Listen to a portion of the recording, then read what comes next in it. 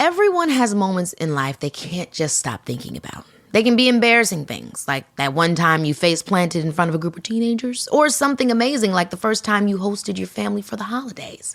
And on Baby, This is Keke Palmer, hosted by me, Keke Palmer, and presented by BMW, we know to savor the good memories and let go of the bad. And one thing everyone remembers fondly is their first time behind the wheel of a BMW. So come join me and BMW this summer as we explore pop culture moments and topics you just can't stop thinking about on Baby, This is Keke Palmer, sponsored by BMW, the ultimate driving machine. As a person with a very deep voice, I'm hired all the time for advertising campaigns. But a deep voice doesn't sell B2B, and advertising on the wrong platform doesn't sell B2B either. That's why if you're a B2B marketer, you should use LinkedIn ads. LinkedIn has the targeting capabilities to help you reach the world's largest professional audience. That's right, over 70 million decision makers all in one place. All the big wigs, then medium wigs, also small wigs who are on the path to becoming big wigs. Okay, that's enough about wigs. LinkedIn ads allows you to focus on getting your B2B message to the right people. So, does that mean you should use ads on LinkedIn instead of hiring me, the man with the deepest voice in the world? Yes. Yes, it does. Get started today and see why LinkedIn is the place to be to be. We'll even give you a $100 credit on your next campaign. Go to linkedin.com/results to claim your credit. That's linkedin.com/results. Terms and conditions apply. Are you tired of doing the same workouts day in, day out? Well, check out the Peloton app. Wherever you are, whatever your mood, the Peloton app has something for you. Lunch hour power walk, park Pilates, beach yoga. The Peloton app has it all. Try it today. Download the Peloton app and get your first 30 days free. New paid memberships only, starting at $12.99 a month after trial unless canceled. Terms apply. Acast powers the world's best podcasts. Here's a show that we recommend. What is The Briefing Room? It's a behind-the-scenes look at how the criminal justice system works and the lives of the people within that system. If you love true crime, well, these are the real people who do the job every day of making sure justice is served. Hi, I'm Detective Dave. I'm Detective Dan. Together, we have decades of experience in local law enforcement, a profession that we think is often misunderstood. So we're going to explore how to do it right, and we won't shy away from when it's done wrong. These are stories you'll hear nowhere else. Unique, frank, and unvarnished. From the team that brought you Small Town Dicks, this is The Briefing Room. Episode 1 drops on August 30th. We'll meet you in the briefing room. Acast helps creators launch, grow, and monetize their podcasts everywhere. Acast.com. Won't somebody please think of the children?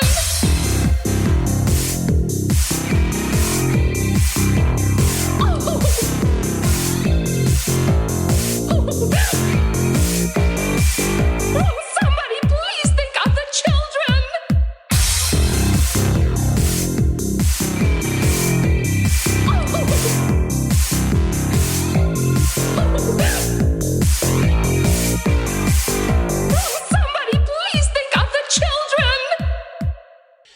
And welcome back to Little Cuts, our weekly mini-sode where we dig into the things that we've been watching recently. I'm Terry. And I'm Mary Beth, and this week we're talking a recon of a film, bananas found footage, a monster-filled board game, and a messed up family and folk horror. Yeah, we sure are. Ooh, we sure are. And this has been a week.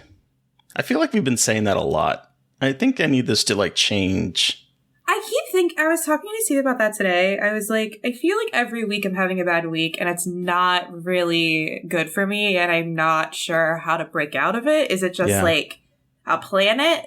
Is there an alignment that's happening? Are there some kind of weird cosmic quirk? Because I feel like everyone's going through it right now too. I don't. Yeah. Ugh. I don't know what it is. It sucks though. Let me tell you. I have so much concealer and powder under my eyes and you can still see. I tried. Yeah. I tried. Only because I had an on-camera interview. I don't usually put on makeup like this, but I was like, I should probably look like quasi-presentable in this video for work, but like, who cares? I'm in charge. I can There you go. I edit my own You self. gotta reprimand and put it yourself. Up, so. Mary Beth, please brush your hair. Shower, for God's sakes. I want you to be standing in front of a mirror. Mary Beth, I've called this meeting today to talk about I know, literally, the bags under your eyes. literally me today putting on makeup and like about to take a phone call and just being like, all right, you bitch, you got this. It's been a wrong day, but you can do it. You can do it. So, but we're here. We're here. We're queer. We're queer. And we're here to talk about horror movies. Woo! But what is this recut of a film that you want to talk about? Well, speaking of we're here, we're queer. So we had Robbie Banfitch on the podcast to talk about Hi, Robbie, if you're listening. His fantastic found footage film, The Outwaters. And then we talked about The Changeling in a truly chaotic conversation that was so much fun. Just vibes and weird. It's weird, but it's great. Like Robbie and his movie. Mm-hmm. But we had watched that film out of the Unnamed Footage Festival. But in between that festival and Panic Fest, which is happening the weekend that this episode comes out, he reshot a lot of it and recast some of it. And so I watched that newly recut and recasted film for Panic Fest, and I have to say that it made me fall in love with this movie even more. Really? Yes, and I've told Robbie this, but I feel like this movie is a lot more cohesive this time around than the original one.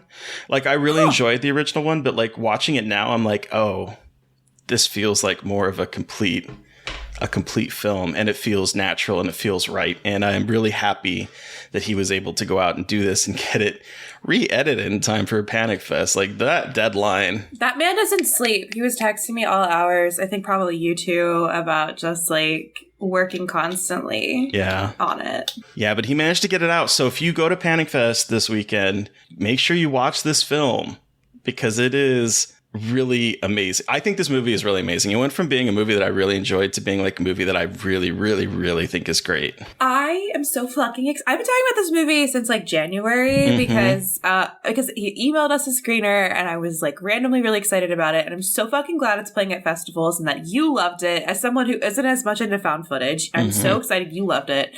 And so many more people get to see it. And I'm just so excited. Like, he's playing at Chattanooga too. I know. Which is so cool.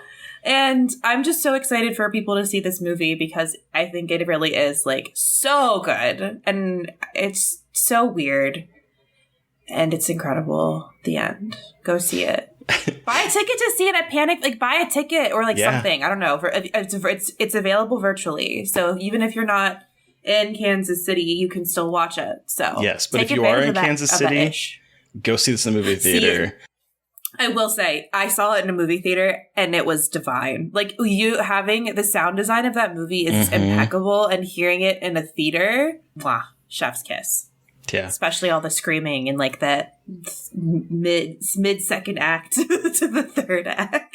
And Robbie will be there at the festival, so you should go see it. In case you don't know what it's about, I mean, go listen to our episode with Robbie, but it's basically 4 friends going to the Mojave Desert to shoot a music video. Bad feels and bad times happen. And it is a wild ass movie that is gnarly and it's scary.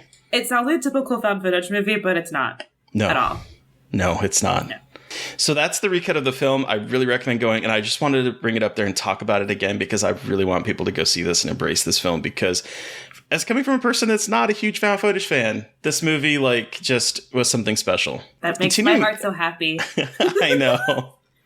But continuing with that found footage train, what is this? I think I know, but what is this bananas found footage film that you have seen? So, as part of Panic Fest, I got to see DASHCAM, Rob Savage's new movie, his controversial new movie.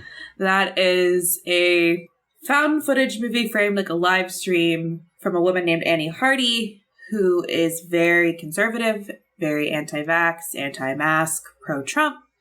And she is sick of her living her life in pandemic LA and decides to go to the UK to stay with her friend, but she doesn't tell her friend. she just like shows up, and she just wreaks havoc, steals his car, goes to pick up some food, ends up picking up an old woman for a lot of money, and then chaos ensues. I'm having a hard time with this one. Mm-hmm. I'm really having a hard time. So Annie Hardy is a real person. Like, she's not an act. Like, this is not a character or an actor. Annie Hardy is a real person who they describe as a woman who live streams her driving around and she improvises rap lyrics. That is not the only thing she does. She is, again, very conservative, has some pretty incredibly odd opinions about politics and the pandemic, and is an all-around kind of like not perhaps the most responsible choice of a protagonist. Mm-hmm. Protagonist is so this is where I struggle. Mm-hmm. Because so obviously she is taking it up a notch. Like, I think I watched some of her stuff, like her real stuff, because I just wanted to get some comparison. Like, I needed to get kind of like the context. Mm-hmm. She still doesn't really see, like, she's playing, you can tell she's playing a character, but not by much. That line is very, very thin. Mm-hmm. And it's really hard for me to, like, kind of reconcile look at that and reconcile. Thank you. Reconcile that with, like, the last half of the movie that's really good. Okay. And that's what's really hard, because I love where it goes and I love the idea behind it. And I do love how absolutely batshit it is. But having her as the lead just feels so irresponsible. Is it sympathetic toward her? No. So that's another thing. Like, she gets her ass absolutely kicked. Like, they show, like, people yell, like, even before things break bad, people are yelling at her to get out of stores. And, like, yeah, she's, like, filming them, but she's constantly getting yelled at for her behavior and, like, being told to stop. She's never shown as sympathetic. She's disgusting. And so, like, that's one of the things. And, like, when the violence and, like, the weird stuff really gets going, like, she's bombarded. Like, she's not, it's basically, like, kind of like, this is what happens to you when you think these kinds of things kind of situation. You know what I mean? Like, so it's like, that's why it's so hard for me, because it's definitely punishing her in the movie, but it's also given her, like, a mouthpiece to her and giving, yeah. And it's just, I honestly can't tell you if I liked it or not, because, like, I liked a lot of it, but that main part is just really hard for me to, like, reconcile. And it's challenging, which, like, you know, all right, I'll give them that. Like, it's a challenging thing. Yeah. Because I can't write it off. You know, like, I could easily write it off. Maybe that'd be easier, but, like, I don't think I can just write it off. And I hope that doesn't make me sound like a bad person. But, like, I don't know. I've been thinking about it all day and I'm really confused. Help. Yeah. I've been I've been wondering. So weird. I've been curious your response to it, because, like, I've been sort of pushing, like, away requesting a screener for it, because, like, I don't know how I'm going to feel watching it, and I don't know how I'm going to write a review of it, because this is kind of my fear of me, like, going into it being like, I don't know what to say about this film, but, you know, I don't know. And, like, is it supernatural at all, or is it purely? Oh no, it is. Okay. Like, the way I interviewed Rob for Dread Central and as a plug for myself, but he said he wanted it to be like his Gonzo second movie. So, because Host was his first, and he wanted something. He literally said he wanted to be like his Evil Dead 2 when he said it, but it obviously is not Evil Dead 2. He said, but in that era or like that vibe, and then Texas Chainsaw Massacre 2, in terms of going from, like, kind of an understated experience to, like, absolutely batshit. I mean, my comment to that would be, though, that both those movies have protagonists you can root for.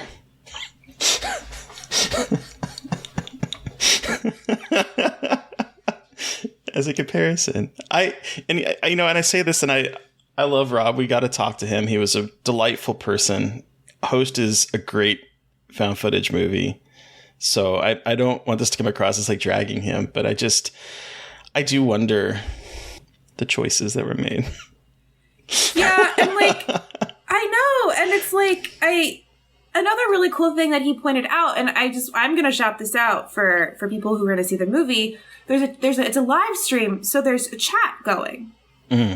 And you can pay attention to the chat because there's a lot of other stuff. It's really interesting how they created the chat and how there's a bunch of other stuff going on, and like you get way more context in the chat, which I think is really cool. I didn't pay attention to it. Rob just had to go back and watch it, looking at the chat.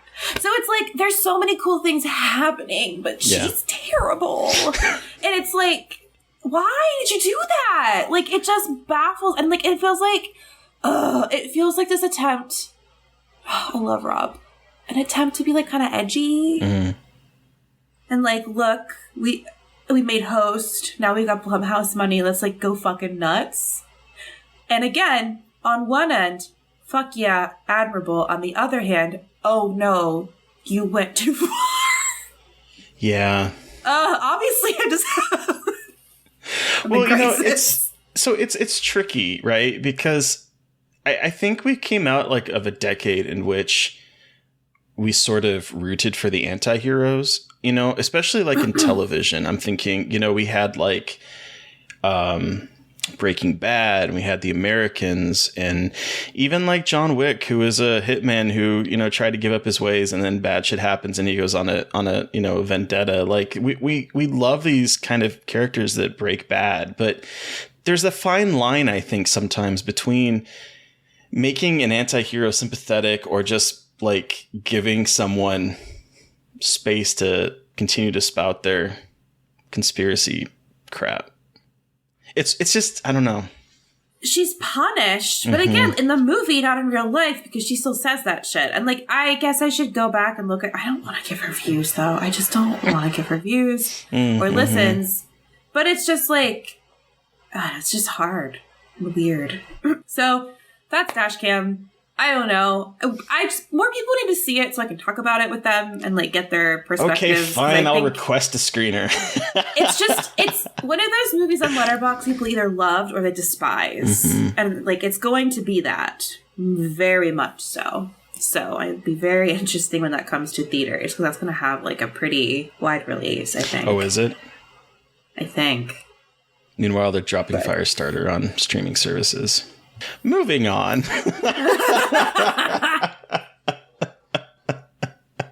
What's this monster-filled board game? Quick, pull up. Okay, so Mixtape Massacre just sent out, for those that backed their blah, blah, blah, blah, blah. Let me start over again. So Mixtape Massacre did a Kickstarter for a director's cut edition of their hit board game Mixtape Massacre, and I backed it. It came in the mail. I was really excited to play it, so I got some friends over, and we got the game up and had a couple brewskis and like played the game.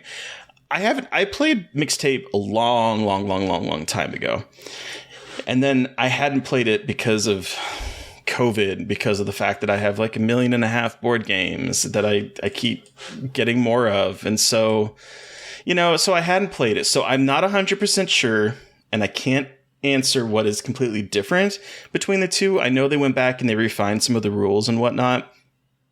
I will say that the some of the accoutrements to it, the like pieces are really improved and they're really cool. But basically this whole idea is that it's kind of off-brand Movie Monsters duking it out. So there's like a Freddy who's not Freddy. There's a Jason who's not Jason. There's the girl from The Ring. There's Linda Hamilton. There's Escape from New York. There's a Gremlin. There's like all of these, a Banshee. There's like all of these, Prom Queen. There's Carrie.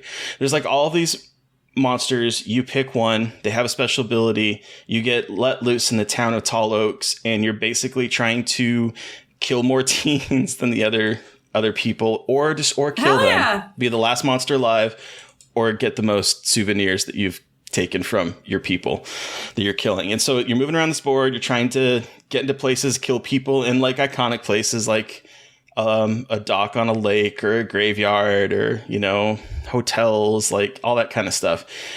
And while you're doing this, you're also trying to not make noise, because if you make a certain amount of noise, a hero will come in. And in our game, it was someone based off of Linda Hamilton, her character from like T2.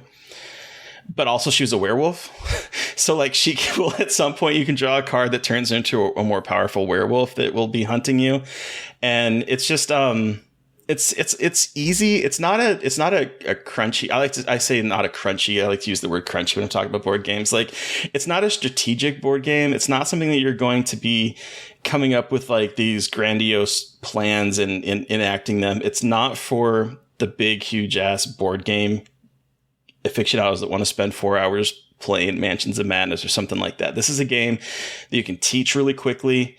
It picks up very easily because it feels like it might be based off of, I mean, it's not, but it feels kind of like if you can play Clue and you can roll dice, then you will get the gist of what you're doing in this. I was going to say, it's got Clue. It sounds like it's got Clue vibes. I haven't played Mixtape Massacre yet. I'm so sorry to Freddie, friend of the show, because I got a copy of it during the pandemic, and no one has hung out and played video games, played board games. But I need to play it now. I need to play it because it's cool. Yeah, I love the idea. It's very simple, but like the simplicity is intentional, because it's meant to get a bunch of horror fans together, throw some dice, drink. You know, when you've a couple drinks in, you're not going to be like, what am I doing? What my turn? You know, it's not going to be one of those where it's like, I don't even know what we're supposed to be doing at this point. It's very self-explanatory, and it was a lot of fun. I had a good time with it. I love that. Sweet. Yeah. And I'm really looking forward to Float, their next game that's all about surviving aquatic horror. I just can't wait for that one. Like, I'm really excited for that one. But this was a lot of fun. And I believe as of today, they're going to be taking orders for the director's cut of it. Oh, cool. If not, it'll be soon. And you should go to their website and sign up for it, because they'll send you an email when it's available. Hell yeah. Yeah. Transitioning from that, though, let's talk about this Messed Up Family in Full Court. I'm very excited to talk to you about it, because I feel like you might have a different opinion of it now than when you first saw it. But what are we talking about, Mary Beth? Pyewacket. Pyewacket. It's not even funny. It's not even a funny movie. No. But I just thought of it before I said it, so I had to share. Yes, we are talking about the 2017 film Pyewacket, directed by Adam McDonald. What's it about? And it's a teenage girl having a hard time with her mom after her dad dies. She gets into a fight with her mom, summons something to kill her mom. It actually worked. She didn't think it would be, and it goes downhill from there. Yeah. So the first time I watched this, I was realizing this as I was watching it today. I wasn't paying attention. I watched this movie. Okay, so I remembered when I watched this movie, because I watched this movie for the first time. It was right after I moved back from Chicago and was job searching after grad school. So I was watching a lot of movies with depression watching them. So I put them on, but I was on my phone and was not paying attention, because I was just not in that headspace. So I gave it 3.5 stars on Letterboxd, which is higher than I remember giving it. But I think I was trying to be generous. So I was like, everyone talks about it and likes this movie. I don't get it. This time, I am a new woman. 4 stars. Love this movie. So thank God. I was worried, but this is a very good movie. I watched it with my these noise canceling headphones. The best way to watch it, because, in my opinion, or with a really good sound system, because this movie has the creepiest score that's very quiet and very droning, and then it utilizes silence in a really incredible way. So especially the scene where she is Leia, the main character, is doing the ritual in the forest, and it's silent except for her whispering. Holy shit. And it's for a long time. It's very quiet. And I feel like in a lot of horror with these rituals, there's chanting, and it's very dramatic, and it's very the cinematic centerpiece of the movie. And here, it's silent. She's by herself. She's whispering. She's pulling things out of her backpack. And it's Pyewacket. it's that, ooh, It's that kid with the Ouija board, but scarier and more serious because like she's very purposefully going through the steps and it's just really fucking creepy. Yeah. Yeah, you know, and what I think works for this movie and what I appreciated even more on this watch is that the character Leah, she's not exactly the most sympathetic of protagonists, and sometimes she's an angsty kid. Like, she leans into that angst. She's going through a rough time, but she is lashing out at her mom, lashing out at like her life, and her mom meanwhile is barely holding on. The first scene of her is she is bawling in her room with like trying to hide her alcohol because she's struggling with the death of her husband, and she feels that her house is like a funeral every day where she is constantly being reminded of her husband's death. I wish I could wipe your face off. Oh, terrible. So they're not very nice to each other in the beginning. And then there's like, if I had one complaint, it's that I think she goes from being a very depressed person to like super happy in like a quick of an instant, like trying really hard. And it on this watch, I didn't think it was as believable for me. Because like all we get is that one scene, and then the next morning she's like, "I'm making eggs, we're moving, this is all great," and she's like that note for the rest of the movie, even though she gets frustrated with her daughter. But it's very much a reverse of what she was, and it felt very sudden. Maybe there's something to I'm missing something with it, but I feel like it was like, to me, it was like that when she moved out, she was like, "Oh, fresh start." But like that is also unbelievable. Like, moving away from the house isn't going to like fix all of your problems at all. Well, and what was really hard for me in this time though is my mom has similar tendencies, so a lot of the methods of speaking to people I was quite familiar with, so that was weird. That was wild to see that kind of dynamic captured in terms of like how easily the mom can snap and then quickly apologize and to kind of keep going back and forth. And I think the first time I watched this, I saw that and I was like, I can't do this. But instead of turning it off, I kept it on. I just like wasn't. But I love her. I love her friend, the girlfriend, and it just feels so like, look, I know that girls can be best friends, but they had queer energy, and I wanted them to be in love because at the beginning she like bites her lip when she's looking at her. You don't do that if you don't kind of want to jump someone's bones. Yeah. Like, I love you, but I would not bite my lip at you. I'm sorry. It's nothing against you. We're just friends. That's not a thing I would do to a friend. Like, I'm just all of a sudden now thinking of like. I just did it, and I was like. I was just thinking of like, is it a Romeo and Juliet? Do you bite your thumb at me, sir? Do you bite your lip at me? No, ma'am, but I do bite my lip. Like, that's the energy, right? Yep. Ugh. Wow. Anyway. Bringing up Shakespeare.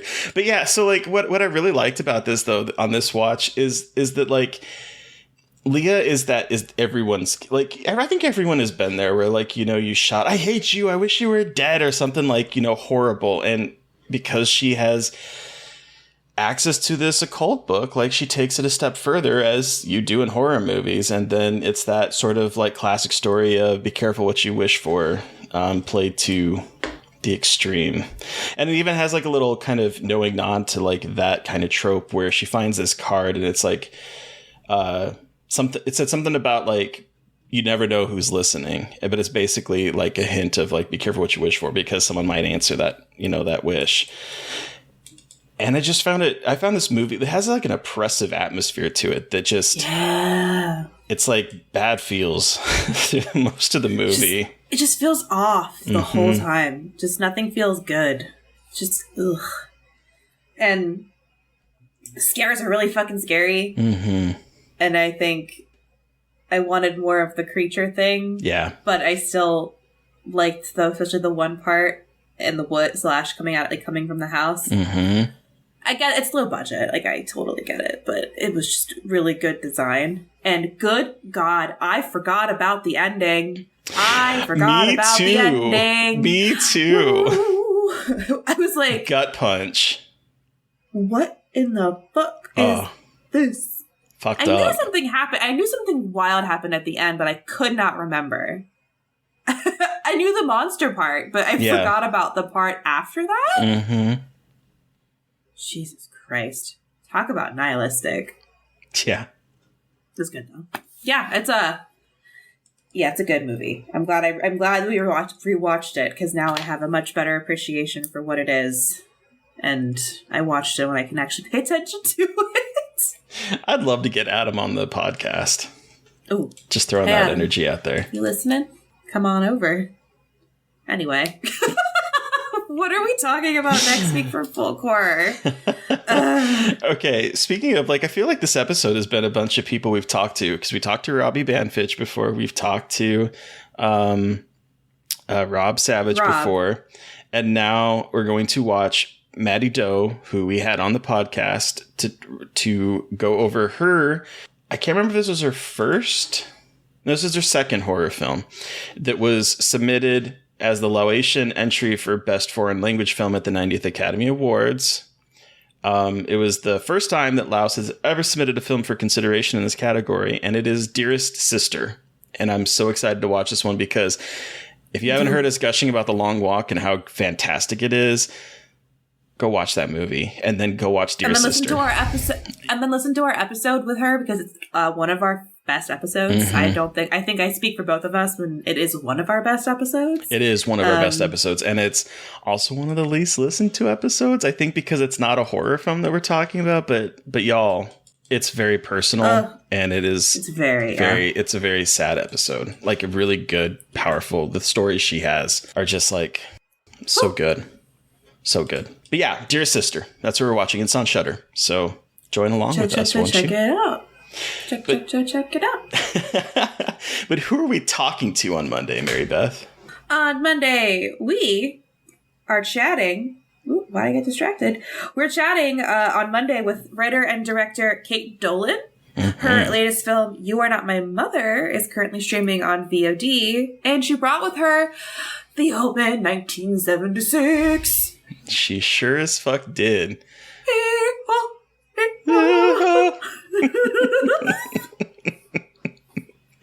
And boy, if you haven't seen The Omen in a minute, go watch that. Go watch it. Fucking good. It's Jesus. really good. But anyway, listeners, you've heard from us. We want to hear from you. Did you watch a film that we watched this week and have thoughts? Do you have suggestions for things we should cover? Send us an email at scarredforlifepodcast@gmail.com or reach out to us directly on Twitter. I am at MB McAndrews. And I'm at Gaily Dreadful. And, of course, don't forget to follow the podcast on Twitter at Scarred Podcasts. And please don't forget to review, rate, and subscribe. We got a rating between last week and this week, and so thank you for that, whoever went out there and gave us that rating. I appreciate it, which means we are now 6 away from 100 in America. Can we get there? My birthday is in a month. Let's get there by my birthday. Yeah, I think May so. May 28th, 100. There we go. Do it. For me. Almost a me. Well, the day we're recording, it's almost a month away. Yeah. Literally. Oh, and tomorrow is Tiramisu's birthday. Not related to any of this. But it's her tooth.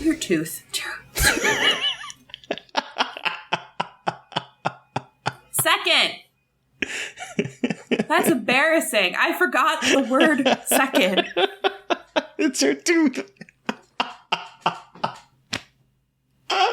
I am deceased. I'm keeping this in. I have to expose myself. But y'all should go give a review for tiramisu. For the baby. I'll put if we hit 100 ratings or reviews, I will post 100 pictures of tiramisu on Twitter. You've heard that. Let's make that happen. Because that is a big check. So let's make that happen, y'all. I'm putting it out there. I'm going to regret this, but that's okay because I have over 100 photos of her that I could easily share. As you should. She's so photogenic and goofy. She's such a dumbass. But anyway, thank you to Eric Bauer for our artwork. Thank you to Sean Geller for music. Thank you, everyone, for listening. Please stay safe out there. But most importantly, stay creepy. And until next time.